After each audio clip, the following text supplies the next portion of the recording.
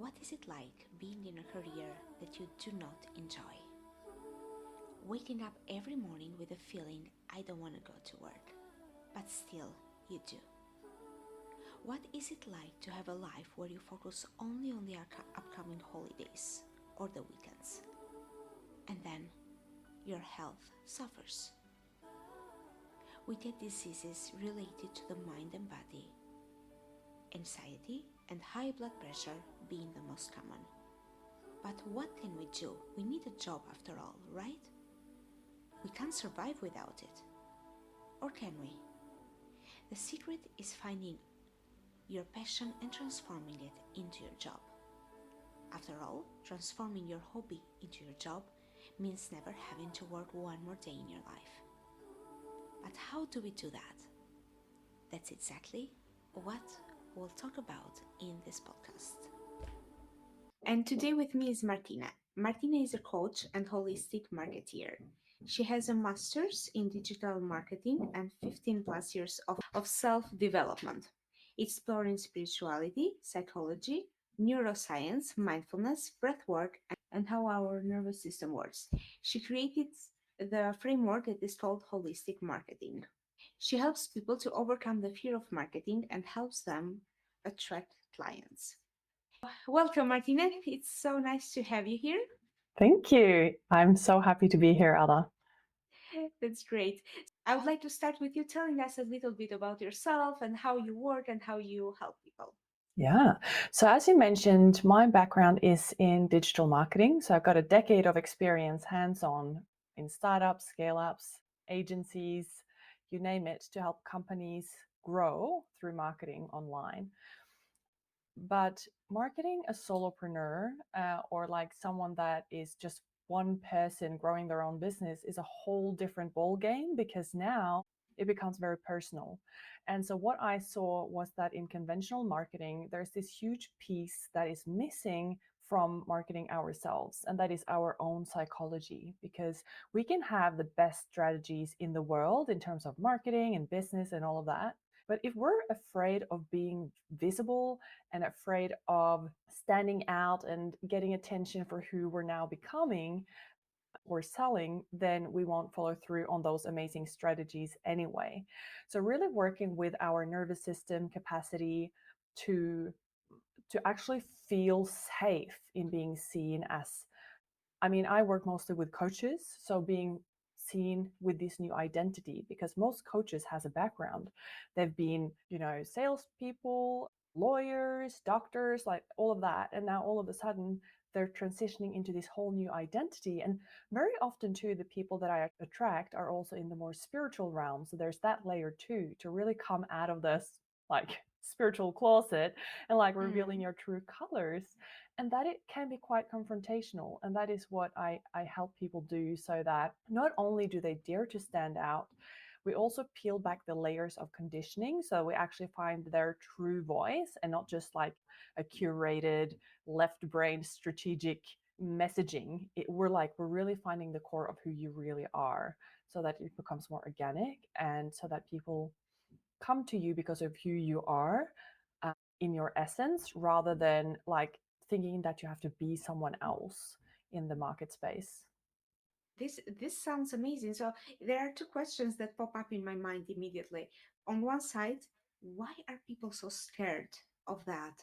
And of course, I would really love to know how you do this. So let's Yeah. start maybe with a fear. Why are people so scared to actually be themselves out there and to market themselves? Yeah.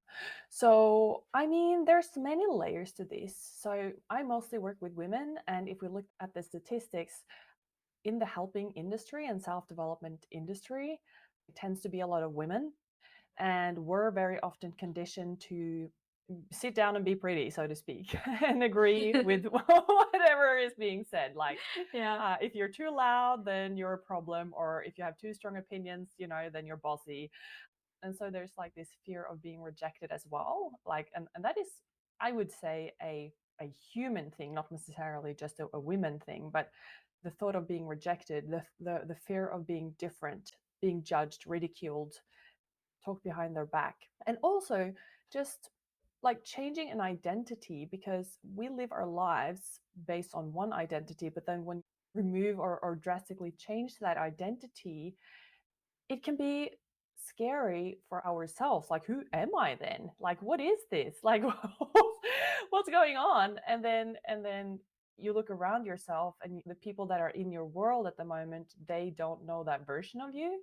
And then now you have to explain, like, well, you feel like Mm. maybe you have to explain to them what's happened and your development and all of that. And they might not understand, they might ask questions, they might have their thoughts on it. And again, like coming back to, we shouldn't be any different. And in Yeah, Norway also, we have this thing called janteloven. Basically, yeah. tall puppy syndrome is the same thing in Australia, or in Japan they say the nail that stands out will get hammered down, so to speak.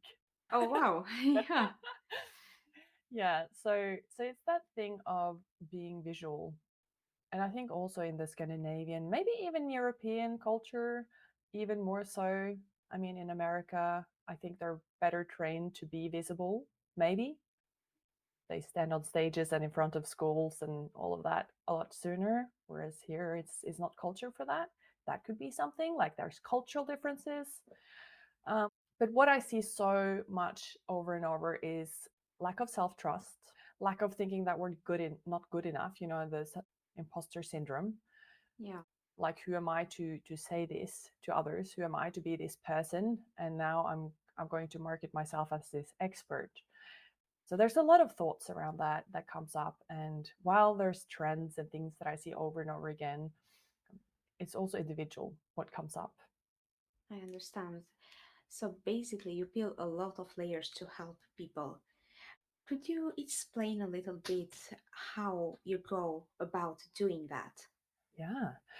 So first, one of the things that is really important is to sort of create the vision. Like, Mm. well, we know we have to establish where we're now as well. So first of all, I do the alignment mapping, where we figure out where exactly are you now, and then we dream up the vision. What would you love to achieve? And once we've painted that picture of your ideal situation in your business, in your marketing, like literally fleshing out what it would look like to be the version of yourself that has a flourishing business and you just love doing your marketing in your business. And then once we've done that, a lot of resistance comes up. And now we get to the juicy part, because Mm. now we can really start to pick apart those fears, pick apart those pieces of resistance. Why are we afraid of this? Question the thoughts, like, is that even true if we look at it objectively? And then, so picking apart the resistance is one thing. And then we also build up their self confidence. And I use a lot of Yeah. different ways to do that. So it's pure coaching, like mindset coaching. We also do a little bit of tapping sometimes. I introduce hypnosis to get more to the subconscious parts of the brain. We do visualizations, feeling into the body. We create specific action steps to stretch the nervous system capacity, not to get re traumatized, because we don't want to take a too big of a leap, but we want to train ourselves, train the nervous system like a muscle to be able to take on more and more visibility and being seen as who we really are as well. So there's many, like, it's the resistance piece and then it's the build up piece. That's sort of the overarching themes. So it's the fears, what is holding you back, and Mm. then building up your new identity. Yeah. That sounds like a lot of work. Like, Yeah, I mean, that's right? why, yeah. So that's like, it's a lifetime of conditioning, right? So that's Yeah, why, right. yeah, that's why my program is 6 months, because like we can't Yeah, okay. like help you have an identity shift and completely transform your marketing in a couple of sessions. Like there's just a lot of layers to it. And while yes, we can have quantum leaps, we also need to do the groundwork and the foundationals to be able to take that leap. Yeah, cleaning the house first before you start making changes. Yeah, exactly.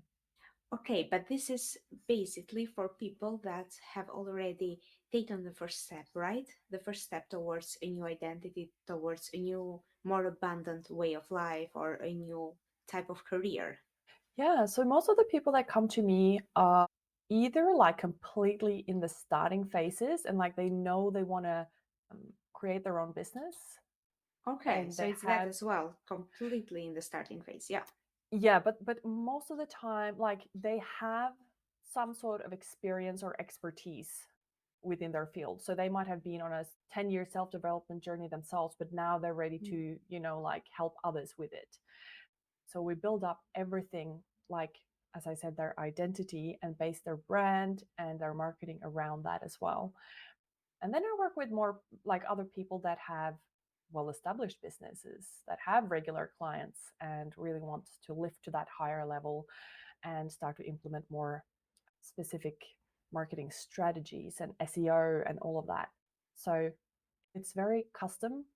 It's kind of a hybrid where I help them with their very specific things based on where they are, Mm. but I also have them do worksheets, so I also can make sure that they learn what they need to, no matter where they're at in their business in terms of marketing, like getting the principles right. That's why it's called holistic marketing. Yeah. It's yeah, it's because you don't just do the work, you actually go in the background of the issue. So you actually go very much in depth in order to do the work in the right way. Yeah. So I see marketing as a practice of healing because you have to Mm, heal. that was really good. Yeah, because you have to heal to grow your business and attract more abundance. You have to increase your capacity to receive and to be visible as who you really are and growing that self trust, self confidence in order to really stand up for what you believe in and what you're here to give. Hmm, I understand. And peel off all those layers of I'm not good enough, I don't deserve this, Mhm. money doesn't grow on trees, or a lot Yeah. of limiting beliefs. I see. Yeah.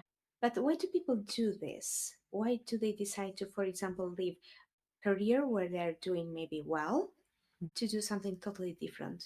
Why do they start from scratch? In my experience, a lot of people have almost lived double lives.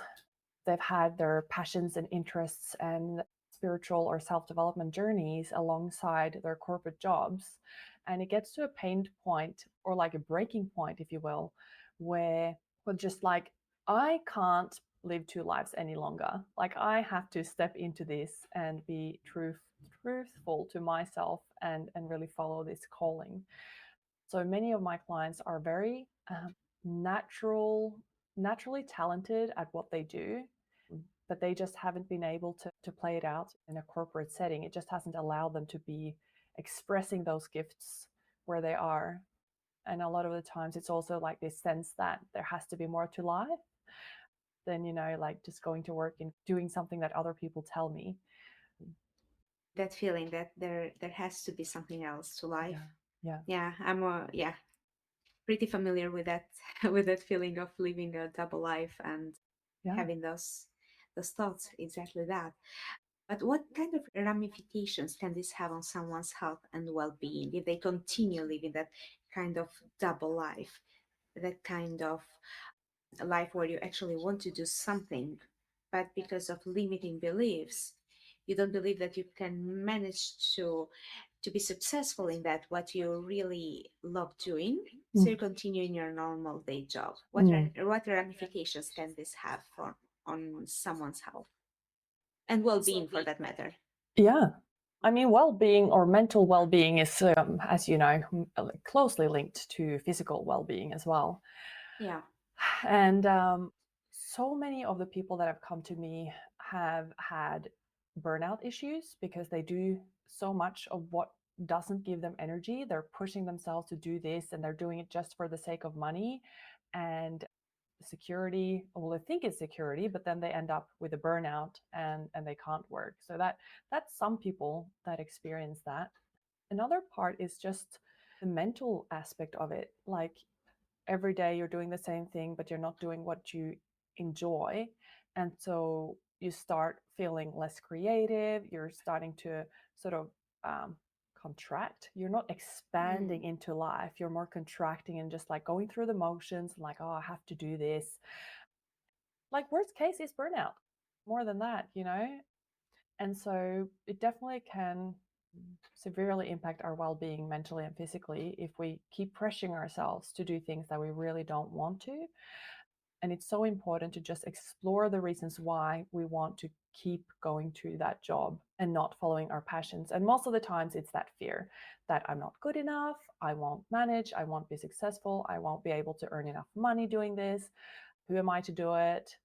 Why should people come to me? Why shouldn't they go to someone else? The market is saturated. People don't need Yeah. another coach or another yoga instructor or whatever. you know? Yeah, I know it. Yeah, I can relate to all those thoughts. Yeah. And then also, I want to also pivot into in terms of pressuring ourselves because when people quit their jobs and actually make a leap of faith and go all in, they continue running their business as if they were in a corporate structure. So they're actually now being a worse boss than their boss were to them because that inner voice is constantly like, you should be doing this, you should be working, why haven't you produced this? And so you're actually on a constant hamster wheel of shooting yourself all over again because you think you have to do to achieve what you have to be able to support yourself financially. And then we have bro marketing, which is like, you have to uh, put yourself out there more, bigger, better, harder, Mm. faster, all of that, Yeah, which is incompatible with our moral compass. And when it's correct. in conflict with who we really are and who we want to be, then we again contract and withdraw. And we're like, oh, why did I quit my job to do this? Like, this is even worse. Now I work longer, I earn less, and I put myself out there in a way that I don't like at all. And that's where I come in. Got it. Okay, so having to do, or yeah, everything you described is not really healthy, right? Like if you're working even more than in your day job, in your Mhm. previous job, then what is the point of it? Yeah. That's when you come. That's when you come in.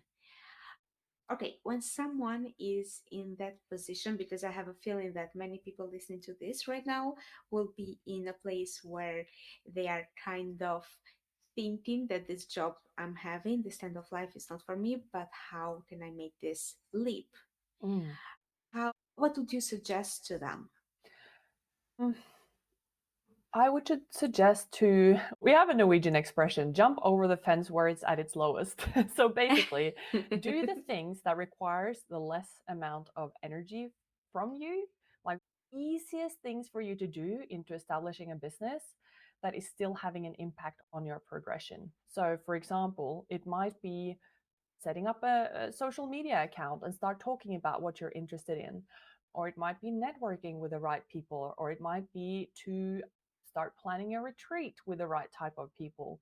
So, like, do things that you enjoy and that you would do for free anyway, and that doesn't require all the extra admin. Like, do what you think is fun first, and then you can sort out the administrational parts of it later. So, for example, I have this amazing friend. She loves developing recipes, and and she wants to do something with it, but she hasn't really quite figured out what. So, what I would say in that specific instance would be do that, like develop those recipes, share it in a blog, like get it out there. And then if that feels confrontational because it's like, yeah, but what about my boss? What about my people that or Yeah. friends that don't know me as this person? Block them. I mean, in my first period on Instagram, I blocked 400 people because I Wow. need, it was friends and it was friends of friends and it was family. It's like Because you my, needed to be who you were without being judged. exactly. So my nervous system had to grow into feeling stable enough in myself online. I could introduce the potentiality of someone in my network frowning on it. Yeah, I get it. And Yeah. then? And then did you start kind of unblocking those 400 people Yeah. and showing your true colors, your like who you really are? Yeah. And Okay, and so now they're all unblocked. Not that many have followed me anyway, so they're not my people in this particular yeah, I thing. get it. Like one aspect of me is still, compatible with them, but Yeah. this growing part of me, ever growing part of me, is it's just not for them. Like, then we don't have to interact with that part. Yeah, I understand. I totally get it. When I was thinking to make the leap, so I can totally relate to what you're talking about. When I was thinking about leaving my day job and going into yoga, meditation, and all this, it was a big fear. Like, what will people say? So I totally get it. Blocking Yeah. people is can actually help because then you don't have to think about that. Yeah. I see Instagram is where I am.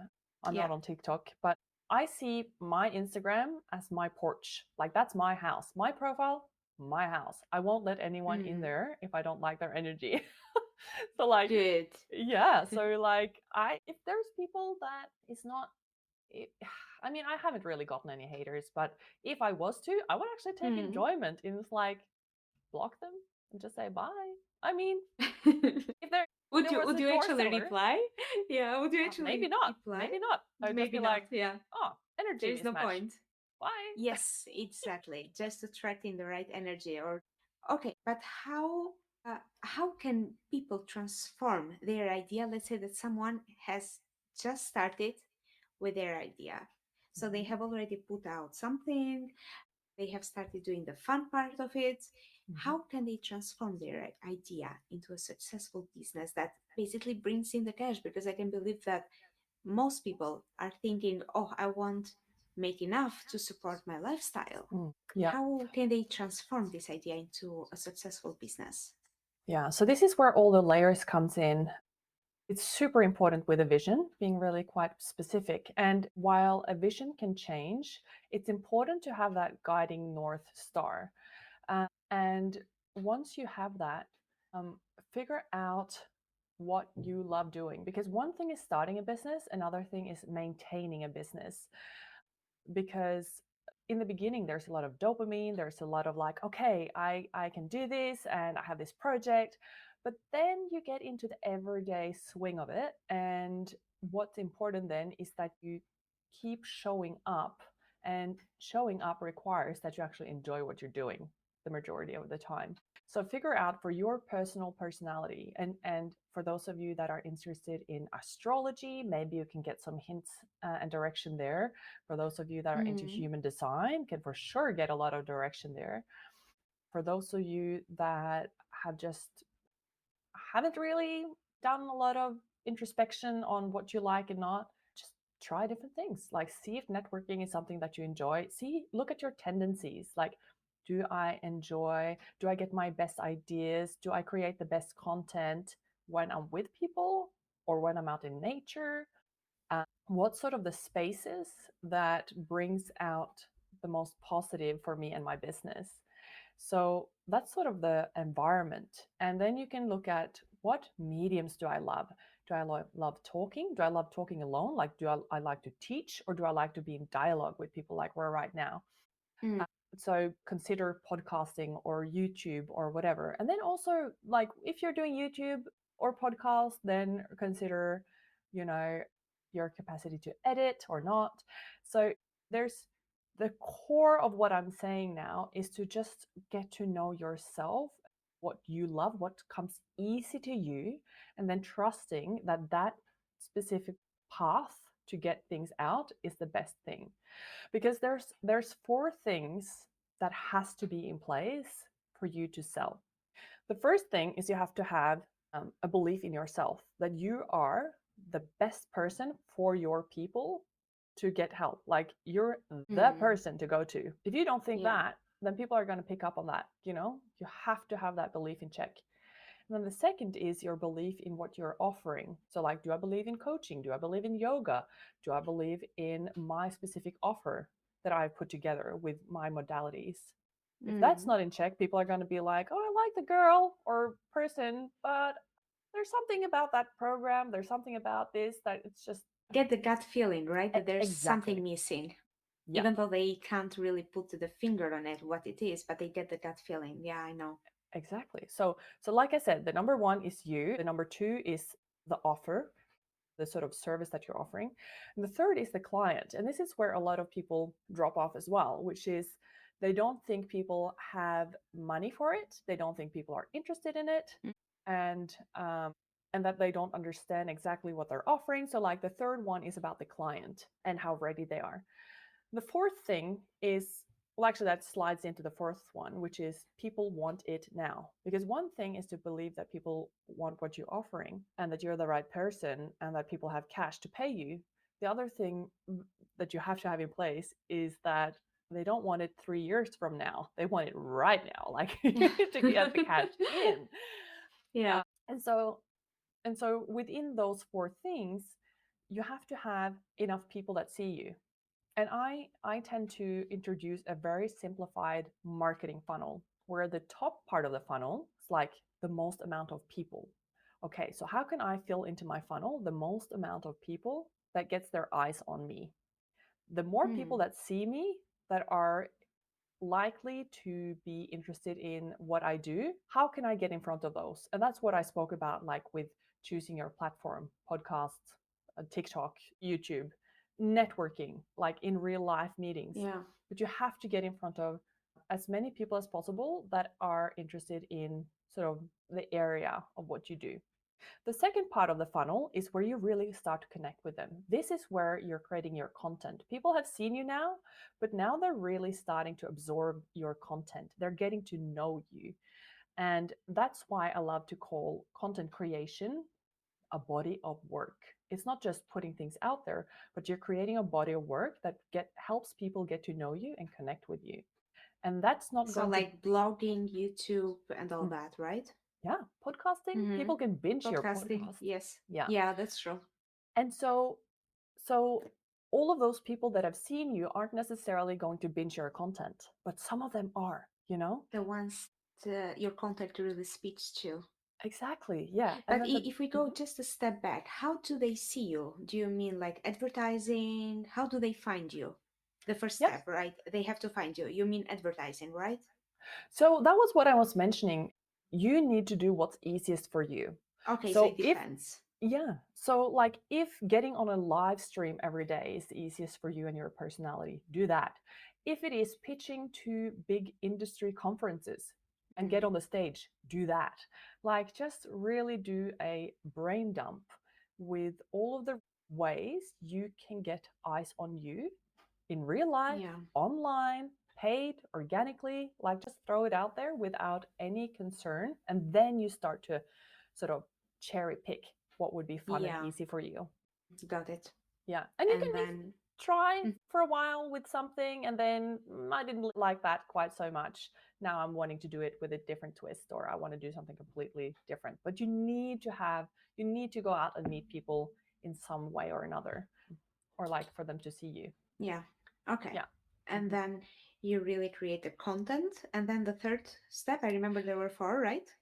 Well, there's four things that has to be in check to sell, and that's Okay. your belief in yourself, in the product, in the client, Mm. and the fact that they want it now. But the funnel that I'm talking about is how to sort of Yeah, fill out the client space. How do you get more clients? Because it's in sales we call it a numbers game, but I don't quite like a numbers game thing. I'm more like I love to create a huge community. That's how I see it, yeah. attracting a huge community of like-minded people that find what I talk about interesting, that are curious about it. And then as they Mm. get to know me and my material, they lean in further. They want to hear what I'm saying. They're now seeing me as a thought leader within my field that they might want more of. But then the third part of the funnel, the bottom of the funnel, is Mm. where people actually buy. Yeah.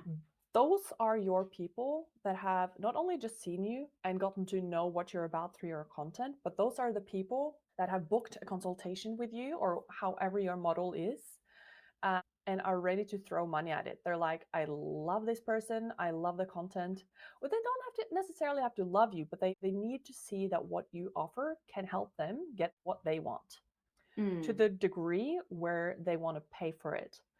And there's two ways to get people to buy, and that is reduce friction. So reduce the fear. In sales, they call it overcome objections. I like help people like love to rather reframe that, because what I see it as is their fears to invest in themselves. Because generally, people don't buy coaching or yoga or whatever because either they think they're not going to get the results, like they're special, they're just messed up to the degree where it's just not changeable, So or it's not worth it to invest because, exactly, yeah. they have fears that if I pay this money, I won't get the return because something's wrong with me, or there's some reason that they don't think it's going to work for them. So that's one fear we have to help them overcome, and we can do that through our content as well. And then the Yeah. second is to motivate them to actually do this, like help them see the possibilities of creating they can get from working with you. Because working with someone, paying someone for a service, it's not like we're throwing money and never seeing the value ever again. Like, it's an exchange. We see the service as more valuable than the money that we pay for it. It's an investment for the future. And so that's also what we have to help people see. So to sort of summarize all of that, and sort of coming back to your question about how can someone with just a little seed in their belly or heart, an idea, go to actually creating a business that they're getting paid, is you have to have those four things in check: believe in yourself, Yeah. believe in your product, believe that people actually want what you have and that they want it now. And then you have to go out and start to be visible around this, get in front of as many people as possible, jump over the fence where it's the easiest for you. Yeah. And then start to create content in a way that feels fun for you, so that people get to know what you're about, how you can help them, and why it's specifically important to work with you. Like, why is it important for them to get those results by working with you? And then also helping them get to the point where they trust themselves, they trust spending that money is worth it. And it's basically, sales is about, or marketing is about establishing relationships. Yeah. Because whether it's in real life or online, at the end of the day, it's humans on the other side. And I think a lot of people forget that, specifically in digital marketing, where it's like, it's leads and it's statistics and it's analytics and it's, it's humans, for crying out loud. Yeah, get it. Yeah, Yeah. yeah. Yeah. So remember that you're talking to other humans. Yeah, that are just having wants in life, that are having some things that they would love to change or update or upgrade, and you have that specific thing that can help them get that. Yeah.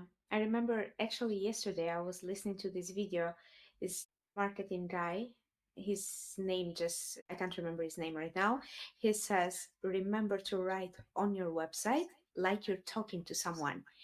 If you go through a website text, you will read words that you would probably never use in a conversation. So people don't talk like that. Then why do you write like that? Yeah, You're talking to exactly. people, you're not talking to machines. Yeah, it's the modern day Latin, I would say.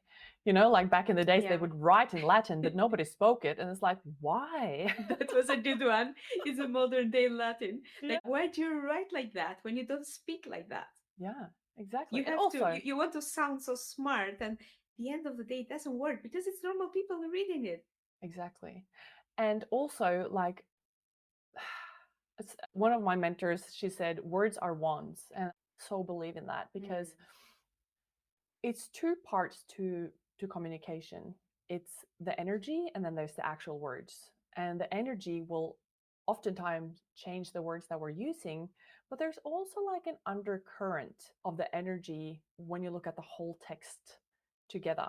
And so when we write content or on a website, or any, call it selling text, we have to also recognize that we write there is going to attract a specific type of person. We want to make sure that we're writing to the person that we actually want to work with. That's a really good point. Yeah. And there's so much talk about niche. Like, people think that if they choose the right niche, they're going to sell like hot, fresh bread or whatever it's called. It's a Norwegian expression. I'm just hearing that it didn't translate very well, but it's like it's selling really well. Yeah, but I know what you mean. Yeah.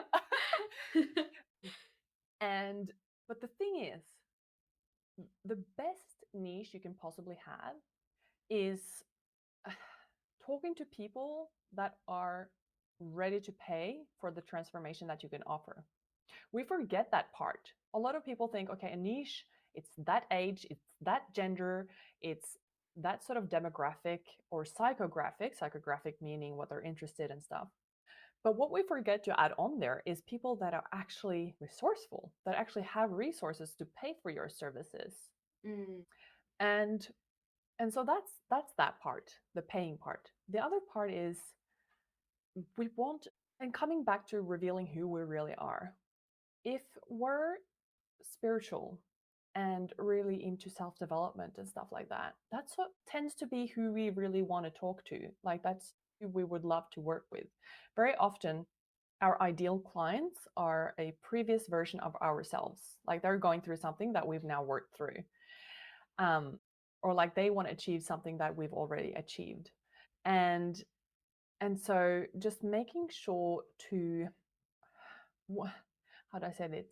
One of the easier ways to write copy is to write like it was a love letter to your previous self. Like, I can help you. Mm. Wow, yeah. Like, write a love letter to your previous self. Yeah. Makes sense. Because Really lots of good advice here. Yes. yeah, because it doesn't become so vague or like so left brain and strategic and Yeah. like I don't know, I like to call it A4, like following Mm. standards and spreadsheets and stuff like that. Some people love that. I don't. But if my clients love it, we'll work to their strengths. But Yeah. for me, it just helps to put humanity back into marketing. Put humanity back into marketing. I have this feeling that marketing, it has a lot of male energy, like go and get it, like you said, do it, do it, do it, instead of just being and feeling. Yes, exactly. Exactly. So, and that's where we're seeing a lot of burnout as well, like pushing, pushing, Mm. pushing, creating, creating, creating. But we're forgetting that a lot of the times, like when people actually come to you and want to pay you, you haven't worked on your receiving. So when you then present your price, you're like, your energy turns off and you can't even say the number out loud. And then they're like, oh, I don't know about this. I don't know about this person. Like, why are they stuttering when they're saying their price? Yeah. Mm. Get Like, it. there's, There's a lot of work to be done actually for most people starting for themselves. yeah, I see it as, like I said, a healing journey. A healing journey, yeah. But I also don't want people to feel overwhelmed that it's like, oh my God, like I have to become this new person and completely work through all my childhood trauma to be able to earn a buck. Like, that's not what I'm saying. But what I'm saying is the better it gets, the better it gets, the better it gets, the better it gets. Like, the more layers you peel off, the easier it is for you to earn money. And there's so many people that are earned big bucks without doing any personal work. But they have the Yeah. mindset that I deserve this. Like, of They course, have it to people want this. start with. Yeah, exactly. Mm. And so that's sort of, we can work with mindset without healing the deeper trauma for like specific situations. But I don't see that as sustainable because I want to change the soil so that what grows in it becomes luscious forever and ever. You know what I Mm. mean? I And don't want it's to just plant also new flowers.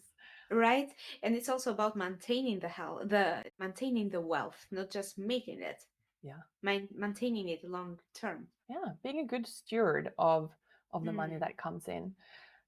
And also, like, growing your capacity to have, that's a huge one because so many people talk about wealth in terms of what you're earning, but so many people also forget that you need to learn how to have and not to spend what you have and be grateful for what you have as well. That's actually a completely different skill set because a lot of people, when they start earning more money, they're like, oh shit, what am I doing with this now? Like, I should probably invest in this and spend it on that. And then all of a sudden, like, the classic lotto Mm. millionaire thing. Yeah, that's a lot of money in, and then everything is done within a year.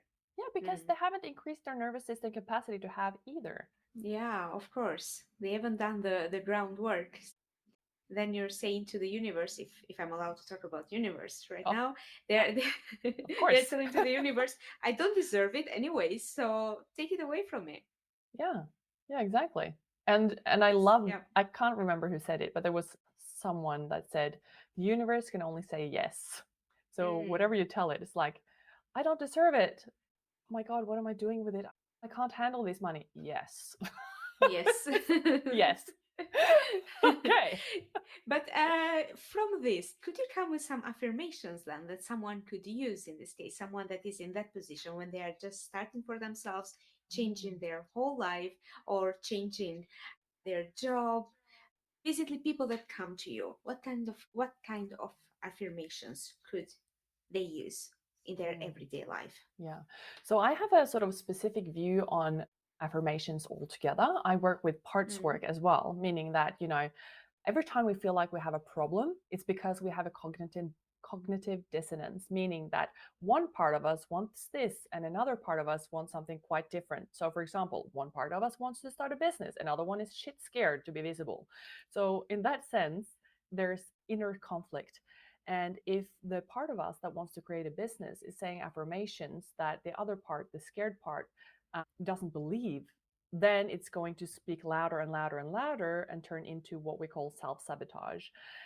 So the So actually, you get the opposite effect. yeah. So it's so important when we're doing affirmations that all of us believe it. So for example, All parts of us. yes. So instead of Mm. saying affirmation of, for example, I there's a very big like branch standards these years, like, or these days, that if you've succeeded in the coaching industry, for example, you earn $100,000 a year. So if we take that, for example, and we say, I earn $100,000 a year, and we tell ourselves that over and over, then this other part is going to be like, well, that's a lie. We're not. We've got $500 in our account. That's it. And so, It's about all parts of you believing it. exactly, yes. So Okay. how we do this is we trick the brain, in a way. Like, we don't trick it, but it's a way to get there is like, how is it true that I can build $100,000 business? And now the brain has to come up with reasons that are currently true. So now you say, I Mm. have 10 years of experience within this. I have expertise in that. I have lived through these issues and come out the other end. And like building yourself up with reasons why you see yourself as a successful business person. And now all of you believe it because you can't argue with your experience and like things that have happened. Okay. So basically, then the rational part of you starts believing it too. Yes. So, yeah, both parts of you believe it. So then affirmations can work. Yes. So And you then should still Mhm. start by doing the groundwork and then you come with affirmations. Exactly. And then Okay. and also another way to do it that you can play with too is mm, stating claims that you know that you agree with. So for example, I set myself up for success. That's true because nobody else does. I'm the one that does it. Yeah, true. And when we tell ourselves that I set myself up for success, we now start looking for ways to set ourselves up for success that particular day. So choose affirmations that you can't argue against. Hmm. Otherwise, choose an affirmation that you'd really love to come true in your life, but then do the groundwork. Where you ask yourself, how is it true Yeah. that? I How love is the that question, true? how is it true? Because now How you is it have true? to Yeah. explain it. You have to explain to yourself and show the brain evidence for that being true. I love this. I love Awesome. this. I guess for some people that affirmations really work, like are very straightforward. I remember Louise Hay, it's Mm. one of the first alternative books I've read was from her. Like affirmations really worked for her, and she was a true believer in affirmations. And I remember when I started, like in the beginnings of my journey, when I started with this, I was like, but why isn't this working for me in the same way? Yeah, So yeah, makes exactly. sense. Yeah, and also we have to introduce or work a lot of like somatic stuff as well, because our body is where our lives really happens. Like that's where we Yeah. feel things. We feel happiness, we feel anxiety, we feel all of that. So our bodies is where we really live our lives. And so we have to introduce our bodies to the affirmations as well to make them really potent. So, really, when we're saying those affirmations that we do believe, feel into it. It's like, feel the excitement that comes with, I set myself up for business or business success. I can't even say it now. Business success. Yeah, like really lean into the feeling as well, not just Yeah. in our heads, because then it doesn't really have that energetic anchor or potency behind it. Understand. And lastly, how can people find you? How can they get in contact with you? I hang out mostly on Instagram, and my handle Mm-hmm. is Martine Thomason Coaching, all in one word. So first name, last name, and coaching. And then my website is martinethomason.com, where you can find some more information about me. And you can also find the link to my podcast, which is Holistic Marketing for Coaches, which you can listen to on any podcast service. And yeah, that's where I hang out. So Instagram and your website, martinethomason.com. And podcast, yes. And podcast, yes, Mm-hmm. of Yeah. course. Mm-hmm. Well, thank you so much. Thank you so much for being with us today. And I personally learned a lot today. So I'm sure also people listening to this have learned at least something. I really believe that. Thank you so much Awesome. for being with us. Thank you, Ada. It was a pleasure to be here with you. Same, it was a pleasure to have you here.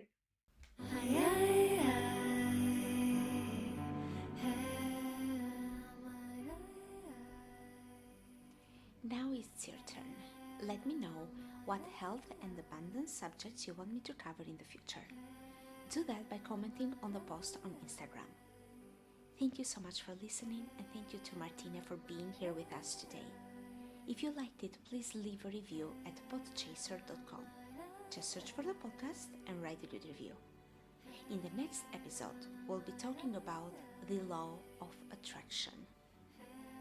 And remember, you are always creating your health and abundance. What do you choose to create?